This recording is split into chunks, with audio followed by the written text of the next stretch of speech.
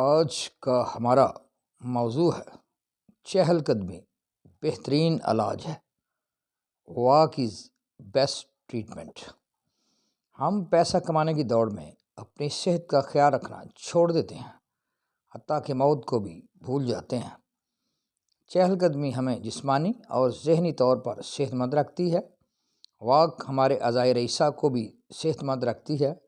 Walk کی وجہ سے ہمارا uric acid, blood pressure, cholesterol, وزن، ہڈیوں کی صحت اور شوگر لیول کنٹرول میں رہتا ہے۔ علاوہ ازیں ہم دماغی بیماریوں سے کافی حد تک محفوظ رہتے ہیں۔ واک ہماری ذہنی اور جسمانی صحت پر کیسے اثر انداز ہوتی ہے اور واک ہمیں کیسے فائدہ پہنچاتی ہے، تفصیل پیش خدمت ہے۔ روزانہ واک کرنے سے وزن میں کمی ہوتی ہے، موٹاپے سے نجات ملتی ہے۔ کم از کم 24 گھنٹے میں 5000 قدم واک ہونی چاہیے۔ واک دل کو طاقت دیتی ہے۔ واک سے کولیسٹرول کنٹرول ہوتا ہے۔ نارمل کولیسٹرول ہارٹ اٹیک سے محفوظ رکھتا ہے۔ دل کے پٹھے اور دل کا جو اپنا ایک دماغ ہے وہ صحت مند رہتا ہے۔ 30 منٹ کی واک آپ کا بلڈ پریشر نارمل رکھتی ہے۔ لو بلڈ پریشر اور ہائی بلڈ پریشر دونوں میں واک مفید ہے۔ واک کے لیے بہترین وقت صبح فجر کی نماز سے لے کر صبح 10 بجے تک ہے اور شام 5 بجے سے لے کر 10 بجے تک رات تک کا ہے۔ واک کے دوران یا واک کے بعد پانی کا استعمال کریں۔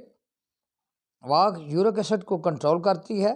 یورک ایسڈ کنٹرول ہونے سے واک جوڑوں کے درد اور گینٹھیا کے مرض میں فائدہ پہنچاتی ہے۔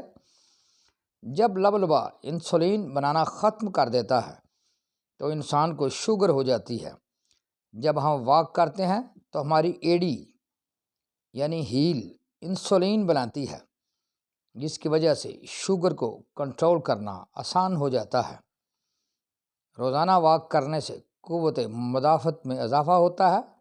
انسانی جسم کے پٹھے مضبوط ہوتے ہیں، جسم لچکدار ہو جاتا ہے۔ نرم مسل ہونے سے جسم میں درد نہیں ہوتا ہے۔ واک کرتے وقت آرام دہ جوتے کا استعمال کریں۔ سپورٹس شو واک کے لیے بہترین ہے۔ واک کے لیے ہمیشہ آرام دہ لباس پہنیں، جیسا کہ ٹریک سوٹ وغیرہ۔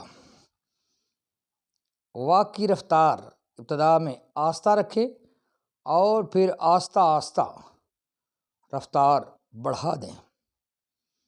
واک ڈپریشن اور ذہنی تناؤ کو کم کرتی ہے، ادویات کے استعمال کو کم کرتی ہے، بلکہ ادویات سے محفوظ بھی کافی حد تک رکھتی ہے۔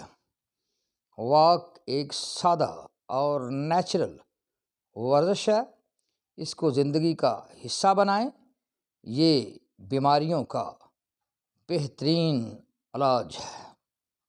Please like, view, subscribe and offer your valuable comments on my YouTube channel TSC Tarak Search channel. Thank you.